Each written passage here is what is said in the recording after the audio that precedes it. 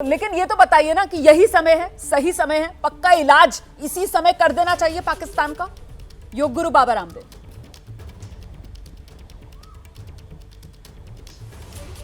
हाँ, ये प्रारंभ है और प्रारंभ इतना प्रचंड है, इसका अंजाम बहुत अच्छा होगा। और पाकिस्तान की आने वाली पीढ़ियां, आम जनता की बात नहीं कर रहा हूं, खास करके वहां के जो आपने कहा ना, बहुत अच्छा शब्द बोला, जिहादी सेना, जाहिल नेता और वहां के जो आतंक के जो सरगना हैं, इन सब के अब शीश कटेंगे और एक तरह का एक धर्म युद्ध जिसको इस्लाम की दृष्टि से कहे तो सच्चा जिहाद, वो पाकिस्तान में होगा। और ये आतंकिस्तान जो बन चुका पाकिस्तान, अब इसका शुद्धिकरण होगा और एक पीसफुल पाकिस्तान का नव निर्माण होगा। अभी तो हम तो न्यू इंडिया की बात कर रहे थे, अभी एक न्यू पाकिस्तान बनेगा और वो जो है एक अच्छा स्टेट फिर बन पाए हमारा। तो क्योंकि हम तो एक वतन रहे हैं पहले 1857 से पहले, 1947 से पहले, तो ये अब वापस सही रास्ते पर, सही ट्रैक पर आ जाएगा। बाबा जी, मैं आगे बढ़ूं उससे पहले एक विजय गीत गुनगुना दीजिए। यहाँ पर देशभक्ति का माहौल है, आज हर हिंदुस्तानी का सीना गर्व से चौड़ा है और अपनी सेना पर नाज है। योग गुरु बाबा रामदेव की आवाज में वो देशभक्ति वाला, जोश भरने वाला एक गीत।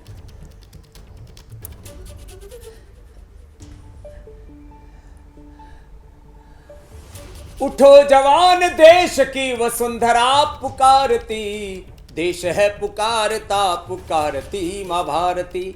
है शत्रु दंदना रहा चहों दिशा में, देश की पता बता रही हमें किरण किरण दिनेश की।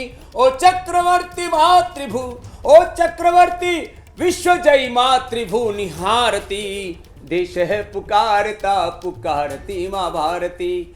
है शत्रु दंदना रहा चहुं दिशा में, देश की अब चारों दिशाओं से दुश्मनों का सफाया कर देना है और भारत वंदे मातरम, जय भारत वंदे मातरम के गीत गाने हैं। सारे जहां से अच्छा हिंदुस्तान हमारा, हम बुलबुलें हैं इसकी, ये गुलिस्तान हमारा अब साकार होगा। देश की सेनाओं को सलाम और देश के नेतृत्व को प्रणाम और हमारे योगी योद्धा, हमारे जो भाई बहन देश की सीमाओं पर लड़ रहे हैं और अभी तो लड़ेंगे, उन सबको हमारा अभिनंदन। मेरी बहन रोमाना जी।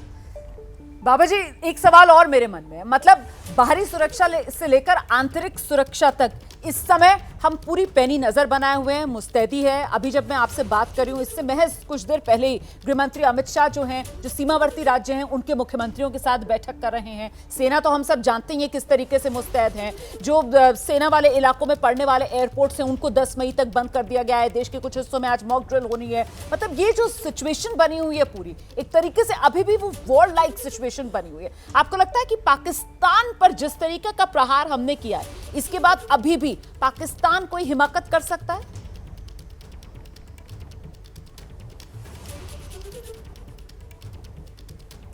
हाँ, पाकिस्तान जो है कभी भी भरोसे लायक मुल्क नहीं है। वहाँ पर वहाँ की सेना क्या करेगी, वहाँ के खैर नेता तो कठपुतली हैं सेना की, उनकी तो कोई औकात नहीं है। लेकिन जो है हमें सतर्क रहना होगा। लेकिन हम आश्वस्त हैं, भारत का ऐसे कठिन क्षणों में, चुनौतीपूर्ण समय में नेतृत्व की पहचान होती है। ऐसे किसी अटलू सटलू गांव की भाषा में बोलते हैं कि हाथों में देश की कमान होती है, तो पता नहीं देश को कहाँ गर्त में ले जाके छोड़ देते। तो हमारे मोदी जी पर, देश के नेतृत्व पर हमें गौरव, हमें देश के गृह मंत्री अमित शाह जी के ऊपर फक्र है और हमें देश के रक्षा मंत्री राजनाथ जी के ऊपर स्वाभिमान है कि वो खुद सेना का मनोबल बढ़ाने के लिए सीमाओं पर खुद जा रहे हैं। तो पूरे देश को निश्चिंत रहना चाहिए, बाकी औपचारिकताएं चलती रहेंगी। लेकिन भारत एक पराक्रमी राष्ट्र है, वो हमने करके दिखा दिया है। किसी भी दुनिया के देश से कम नहीं है, माने यूएस से, चाइना से और रसिया से, किसी भी देश से अब कम नहीं है। भारत महाशक्ति है, ये आचरण से हमने दिखा दिया, अपने कर्तृत्व से हमने दिखा दिया, नेतृत्व से। सही कह रहे हैं। हमने अपने नेतृत्व से दिखा दिया कि भारत जो है वो महाशक्ति है। दुनिया इस वक्त भारत की ताकत देख रही है। पाकिस्तान को हम घुटनों पर ले आए हैं, वहां सेना अपनी सरकार की शरण में जा रही है। मतलब कहते हैं ना उल्टी गंगा बहना, वो पाकिस्तान में देखने के लिए मिल रहा है। लेकिन बाबा जी अफसोस और दुख होता है कि देश के भीतर क्या हो रहा है, क्योंकि हम यहाँ देश के भीतर देखते हैं कि कुछ राजनेता जो हैं वो लड़ाकू विमान रफेल और रफेल का खिलौना हाथ में लेकर उस पर नींबू मिर्ची लगाकर उसका कुछ मजाक सा बनाते हुए नजर आते हैं।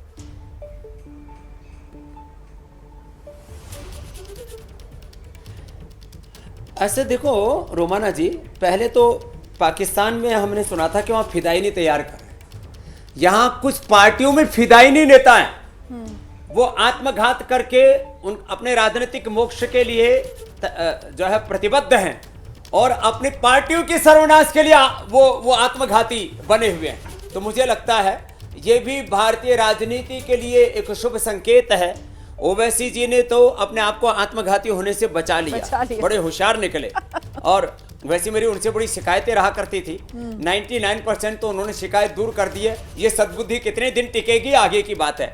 लेकिन बाकी राजनीतिक पार्टियों में ये आत्मघाती जो है ये अपने आत्म मोक्ष के लिए, अपने राजनीतिक पार्टियों के शुद्धिकरण के लिए मुझे लगता है अपना अपना चरित्र बता रहे हैं और देश इनको देख रहा है, कभी इनको माफ नहीं करेगा। सही कह रहे हैं, देश सब कुछ देख रहा है, जनता माफ नहीं करेगी। चलते चलते योग गुरु बाबा रामदेव, हाथ जोड़कर आपसे निवेदन, देश का मनोबल बढ़ाने के लिए, देशवासियों में एकता का भाव भरने के लिए क्या संदेश आप देंगे देश को?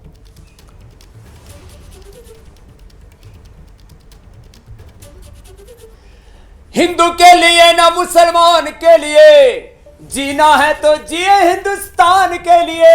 आपसी मतभेद हमें जीने नहीं देंगे, देश न रहा तो हम कैसे रहेंगे।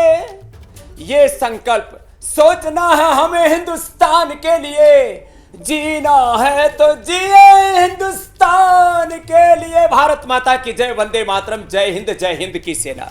भारत माता की जय। बहुत धन्यवाद योग गुरु रामदेव, एबीपी न्यूज पर जुड़ने के लिए। यही भाव इस वक्त हर हिंदुस्तानी के मन में है। हम सब सिर्फ एक पहचान रखते हैं और वो पहचान धर्म और जाति से ऊपर बढ़कर सिर्फ और सिर्फ एक हिंदुस्तानी की पहचान।